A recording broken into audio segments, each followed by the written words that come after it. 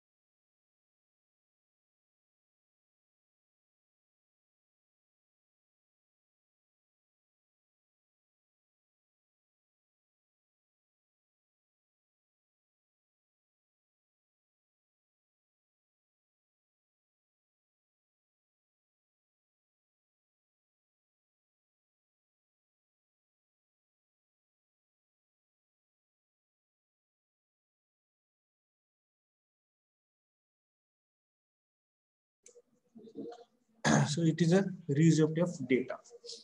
For instance, the reuse of a class that has already been tested, debugged, and used many times can save the use of efforts developing that and testing the same thing again. म्हणजे already तुमच्याकडे जो class taste केलेला आहे develop केलेला आहे ठीक आहे ते जर तुम्ही यूज केला तर तुम्हाला परत ते टेस्टिंग करणे डिबग करणे कोड चेक करणे अशा गोष्टी कराव्या लागत नाही it can save your time and cost also okay after that तुम्ही काय करू शकता further, C++ strongly supports the concept of reusability. The C++ classes can be reused in several ways. Once a class has been written and tested, it can be adapted by other programs to suit their requirements. This is basically done by creating new classes.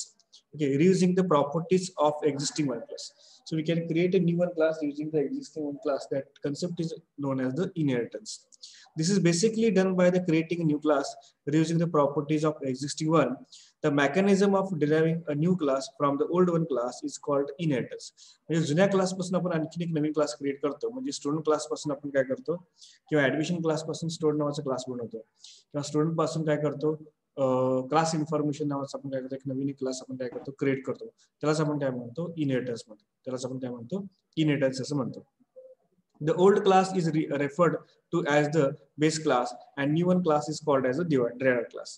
मग ज्या class पासून आपण तयार करतो त्या क्लासला base class म्हणतो आणि जो नवीन क्लास तयार करतो त्याला काय म्हणतो आपण डिराइव्ड क्लास म्हणतो. जो क्लास नवीन तयार होतो त्याला आपण काय म्हणतो डिराइव्ड क्लास आणि जो ज्या क्लास पासून आपण नवीन क्लास तयार केले त्याला आपण काय म्हणतो बेस क्लास म्हणतो. तो बेस पकडूनच आपण काय करतो न्यू क्लास आपण काय करतो क्रिएट करतो. इफ सपोज तुम्हाला क्लास इन्फॉर्मेशन असेल आणि स्टुडंट इन्फॉर्मेशन पासून आपण काय केलं क्लास इन्फॉर्मेशन केलं तर स्टुडंट इन्फॉर्मेशन मध्ये फक्त इंडिव्हिज्युअल स्टुडंटची इन्फॉर्मेशन असते. म्हणजे तुमचा पीआरए नंबर क्लास म्हणजे तुमचा पीआरए नंबर तुमचं नेम तुमची स्ट्रीम तुम्ही कुठल्या स्ट्रीम मध्ये तुमची पर्सनल इन्फॉर्मेशन सगळी असते. क्लास इन्फॉर्मेशन मध्ये काय येणार आहे की तुमचं पीआरए नंबर येईल नवीन रोल नंबर ऍड होईल तुमचं नाव ऍड होईल तुमचं ऍड्रेस हे जुन्या क्लास ऍडमिशन क्लास मधून येईल त्यानंतर तुमचं कॉन्टॅक्ट नंबर हे ऍडमिशन क्लास मधून येईल ठीक आहे तुमचं ईमेल आयडी ठीक आहे ह्या सगळ्या गोष्टी तुमच्या कुठे ओल्ड वन क्लासमध्ये आणि क्लास इन्फॉर्मेशन नवीन काय ऍड होईल तुमचं रोल नंबर डिव्हिजन आणि सब्जेक्ट हे तुमचे नवीन ऍड होतील. सो तोच डेटा रिपीट घेण्याऐवजी तुम्ही काय करू शकता इथं ऑलरेडी जुन्या क्लासमध्ये तुम्ही डायरेक्टली डेटा तो ऍक्सेस करू शकता. लिहावं लागत नाही डायरेक्ट तुम्ही ऍक्सेस करू शकता. ते कसं ऍक्सेस करायचं काय करायचं आपण वन प्रोग्राम मध्ये बघू ठीक आहे. सो इथं जे असेल बेसिक क्लास असेल त्याला आपण काय म्हणतो बेस क्लास आणि जो नवीन क्लास तुमचा क्रिएट त्याला आपण डिराइव्ड क्लास म्हणतो. The derived class inherits some or all of the traits from the base class. The class can also inherit the properties from more than one class or from more than one level. म्हणजे एकापेक्षा जास्त क्लासचे किंवा एकापेक्षा जास्त लेवलचे आपण properties काय करू शकतो ऍक्सेस करू शकतो. A derived class with only one base class is called as single inheritance. म्हणजे एकाच क्लास पासून तुम्ही आणखी नवीन क्लास क्रिएट करता त्याला आपण काय म्हणतो सिंगल इनहेरिटन्स म्हणतो. काय म्हणतो आपण त्याला सिंगल इनहेरिटन्स. ठीक आहे त्या डायग्राम मध्ये दिले बघा आपण परत आणखी एकदा तुम्हाला एक्सप्लेन करतो. ए टू बी ए क्लास पासून आपण काय केलं बी क्लास तयार केलं this is known as single inheritance. म्हणजे एका क्लास पासून आपण काय केलं नवीन क्लास तयार केले. तर या सिच्युएशन मध्ये ए क्लास काय झाला तुमचा बेस क्लास झाला. ए क्लास काय झाला बेस क्लास झाला आणि बी क्लास दुसरा बी क्लास काय झाला डिराइव्ड क्लास झाला. बी क्लास काय झाला डिराइव्ड क्लास झाला. ठीक आहे. मल्टिपल इनहेरिटन्स मध्ये काय होतं ए पासून बी ए आणि बी ए आणि बी पासून तुम्ही नवीन क्लास तयार केला सी. ए आणि बी पासून नवीन क्लास तयार केला सी. सो ए आणि बी दोन्हीची प्रॉपर्टी कुठे यूज करता येणार तुम्हाला सी क्लास मध्ये काय करता येणार आहे यूज करता येणार आहे. सो ए मध्ये काय असेल एक्झाम्पल आपण घेऊ. ए मध्ये क्लास इन्फॉर्मेशन असेल आणि बी मध्ये तुमची एक्झामची इन्फॉर्मेशन असेल आणि सी काय असेल रिझल्ट असेल. तर ए मधून तुमचं PRA number roll number name class येणार आहे आणि बी मधून तुमचे काय सब्जेक्टचे मार्क्स येणार. ठीक आहे. आणि दोन्हीचे यूज करून आपण काय करणार तुमचा रिझल्ट तयार करणार आहे. दोन्हीचे यूज करून आपण काय करणार रिझल्ट तुमचा तयार करणार आहे. तर ह्या सिच्युएशन मध्ये ए आणि बी काय झाले बेस क्लास झाले सी काय झालं डिराइव्ड क्लास झाले. ह्या सिच्युएशन मध्ये काय झालं ए आणि बी तुमचे बेस क्लास झाले आणि सी काय झालं डिराइव्ड क्लास झाले. नेक्स्ट आहे हायरार्चिकल इनहेरिटन्स. काय म्हणतो आपण हायरार्चिकल म्हणजे ए पासूनच म्हणजे एका बेस क्लास पासून मल्टिपल डिराइव्ड क्लास आपण काय करतो क्रिएट करतो. एका बेस क्लास पासून आपण काय करतो मल्टिपल डिराइव्ड क्लास आपण काय करतो तयार करतो. मल्टिपल डिराइव्ड क्लास आपण काय करतो तयार करतो. ओके. म्हणजे ए पासून बी सी डी ए पासून बी सी डी म्हणजे तुमची क्लास इन्फॉर्मेशन पासून तुम्ही लँग्वेज इन्फॉर्मेशन एक्झाम इन्फॉर्मेशन आणि स्पोर्ट्स इन्फॉर्मेशन या तिन्ही मध्ये ए क्लास मला सगळा डेटा तुम्हाला काय करता येईल ते यूज करता येणार. This is a use of hierarchical inheritance. याला आपण काय म्हणतो हायरार्चिकल इनहेरिटन्स असं म्हणतो. त्यानंतर आपण काय घेतलं बघा multi level inheritance. Multi level inheritance म्हणजे ए पासून बी बी पासून सी ए पासून बी आणि बी पासून सी. ठीक आहे. म्हणजे ए हा काय झाला बी चा बेस क्लास झाला बी हा सी चा बेस क्लास झाला. ठीक आहे. म्हणजे इनडायरेक्टली ए मधला डेटा कुठे येणार आहे बी मध्ये येणार आहे बी मधला डेटा सी मध्ये येणार आहे. म्हणजेच काय इनडायरेक्टली ए मधला डेटा तुम्हाला कुठे यूज करता येणार आहे सी मध्ये यूज करता येणार आहे. ए मधला डेटा कुठे यूज करता येणार आहे सी मध्ये यूज करता येणार आहे. त्यालाच आपण काय म्हणतो मल्टी लेवल इनहेरिटन्स. नंतर काय hybrid inheritance. It is a combination of one और मोर inheritance. It is a combination of one or more inheritance that is known as a hybrid inheritance. त्यालाच आपण काय म्हणतो हायब्रिड इनहेरिटन्स असं म्हणतो. म्हणजे इथं काय केले बघा इथं हायरार्चिकल इनहेरिटन्स यूज केले म्हणजे ए पासून बी आणि सी तयार केले आणि इथं बी आणि सी पासून तयार केले डी करायला पाहिजे ऍक्च्युअली बी आहे डी पाहिजे होतं. त्याला आपण काय म्हणतो मल्टिपल इनहेरिटन्स. त्याला आपण काय म्हणू शकतो मल्टिपल इनहेरिटन्स असं म्हणू शकतो. काय म्हणू शकतो मल्टिपल इनहेरिटन्स.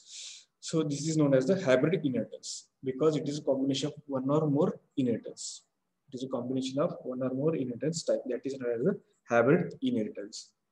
त्यालाच आपण काय म्हणू शकतो हायब्रिड इनहेरिटन्स असं म्हणतो. बघा, म्हणजे ए पासून बी आणि सी क्लास तयार केला, बी आणि सी पासून डी क्लास तयार केला. म्हणजे डी मध्ये बी आणि सी मधला पण डेटा असणार आहे आणि ऍज वेल एज तुमच्या कसला डेटा असणार आहे, ए मधला पण डेटा असणार आहे. So this is all about the types of inheritance. हे अतिशय महत्वाचे आहेत. एक्झामला तुम्हाला ह्यामधले एक कुठल्या ना कुठल्या थेरी एक्झाम जर तुमची असेल तर 101% तुम्हाला एखादं इनहेरिटन्सचं टाइप्स एक्सप्लेन करता येऊ शकतं आणि प्रोग्राम तर 101% कन्सेप्ट एक्सप्लेनेशन आणि तुम्हाला काय त्यामध्ये तुम्हाला प्रोग्राम एखादा प्रोग्राम तर 101% तुम्हाला यामध्ये येईल. ओके, आता डेराइव्हड क्लास कसं तयार करायचं एकदा तुम्ही बघून घ्या डायग्राम. म्हणजे तुम्हाला काय शंका असेल तर विचारा. ह्या इनहेरिटन्सच्या टाइप्स मध्ये काय शंका असतील तर विचारू शकता. एक तुम्हाला 2 मिनिट देतो बघायला. चला चेक करून मला काय शंका असेल तर विचारा.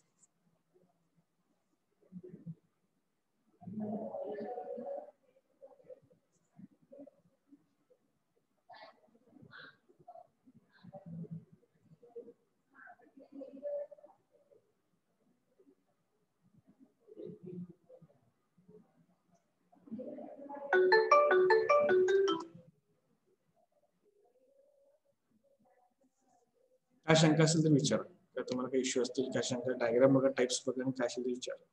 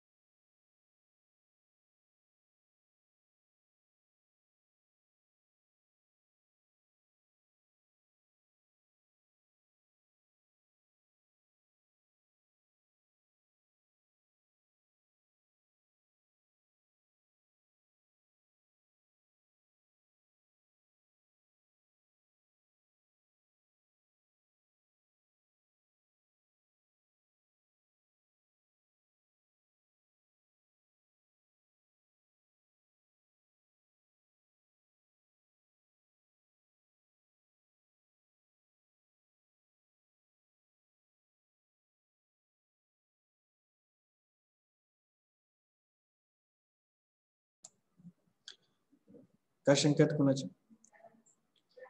ठीक आहे, तर आपण काय बघा, defining a derived class. Defining a derived class, नवीन क्लास असं क्रिएट करायचं बघा आपण. ठीक आहे. A derived class can be defined by the simplifying its relationship with the base class in addition to its own details. The general form of defining a derived class is as follows. बघा syntax दिलाय त्यांनी. Syntax एकदा check करा तुम्ही कसं दिलंय ते, class कसं डिराइव्ह करायचं त्याचं.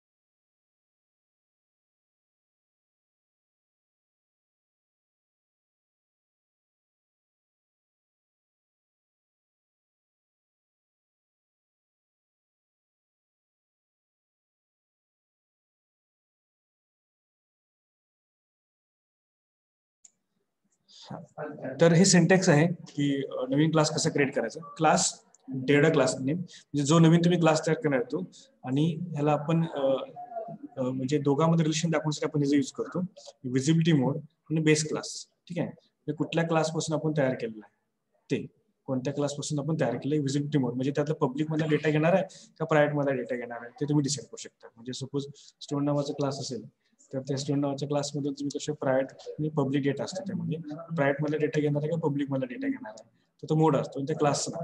सपोज तुमच्याकडे आता ऍडमिशनचा असेल आणि तुम्ही क्लास इन्फॉर्मेशन बनवणार असाल तर क्लास इन्फॉर्मेशन कोलन्स आहे पब्लिक ऑफ ऍडमिशन. ठीक आहे, त्यामध्ये सगळा डेटा तुम्हाला यात बघा. The colon sign indicates that the data class name is data from the base class name. The visibility mode is optional, and if the parent may be either private or public. The default visibility mode is private. Suppose तुम्ही कुठला मोड देतो, by default कुठला असतो, private असतो तुमचा. Visibility mode is specify whether the features of base class are privately derived from the publicly derived. तर ह्याचे जे सिंटॅक्स त्यांनी दिलेला आहे, सिंटॅक्स एकदा चेक करा. मी तुम्हाला परत एकदा कोड चेक करून घ्या, मी तुम्हाला एक्सप्लेन करून सांगतो.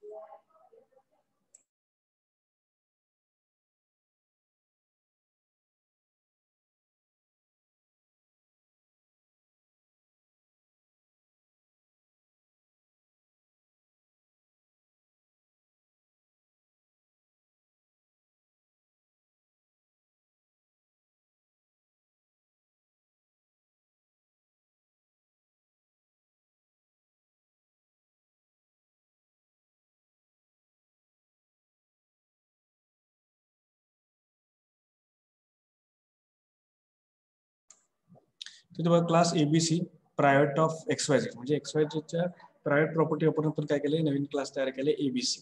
त्याला प्रायव्हेट डेरिव्हेशन म्हणतात. टोटल 3 प्रकारचे डेरिव्हेशन्स असतात.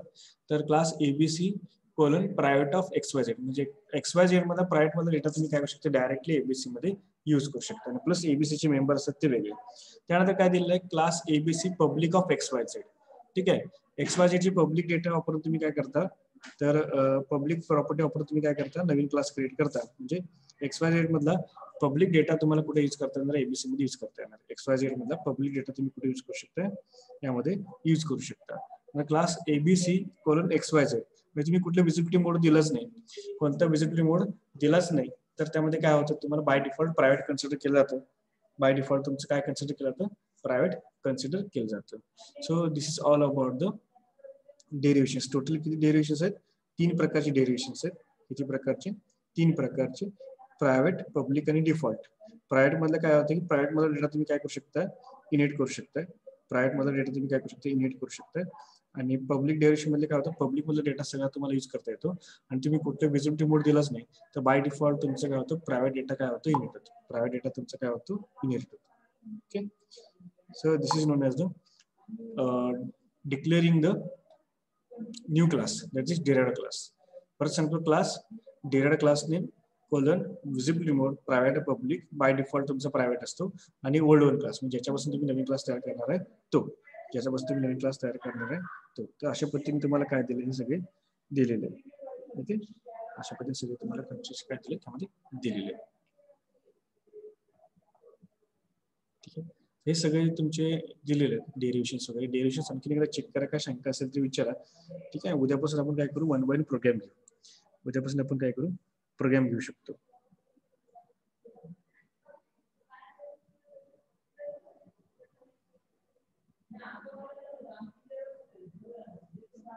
ठीक आहे, काय शंका नसतील तर चॅट बॉक्स मध्ये अटेंडन्स टाका आजची.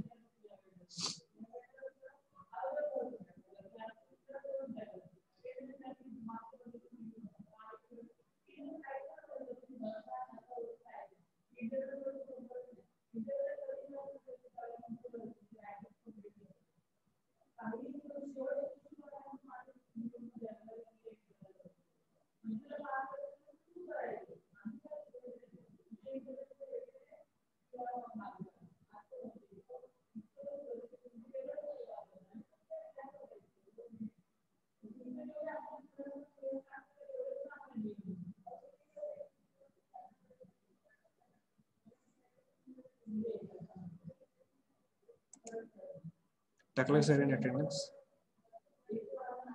युनिट टेस्टला तुम्हाला बघा यातलेच इन अटेंडन्स परत आपण घेऊ. युनिट टेस्टवरचे क्वेश्चन्स तुम्हाला युनिट टेस्टला येतील. ठीक आहे, त्या पद्धतीने तुम्ही क्वेश्चन करा. 6 क्वेश्चन असतील, 6 ते 7 क्वेश्चन 7 पैकी तुम्हाला 5 सॉल्व्ह करायचे. थेअरी पण असेल आणि प्रोग्राम पण असतील. ठीक आहे, बेसिक परफेक्ट करून ठेवा. सगळ्या ज्या गोष्टी असतील त्या पद्धतीने असतील. 5 मार्काला तुम्हाला काय करायचं आहे, एक क्वेश्चन ऍटलिस्ट एक पूर्ण पाठपुट पेज तर त्याचा आन्सर असावा. एक पाठपुट पेज तर त्याचं काय असावं, आन्सर एवढं अपेक्षित आहे. ठीक आहे, मला काय शंका असेल तर विचारा. टेस्ट बद्दल किंवा काय सिलेबस बद्दल काय शंका असेल तर विचारा. टेस्ट बद्दल सिलेबस बद्दल कोणाला काय शंका असेल तर विचारा.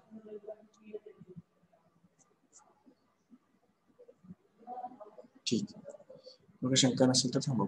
Thank you so much.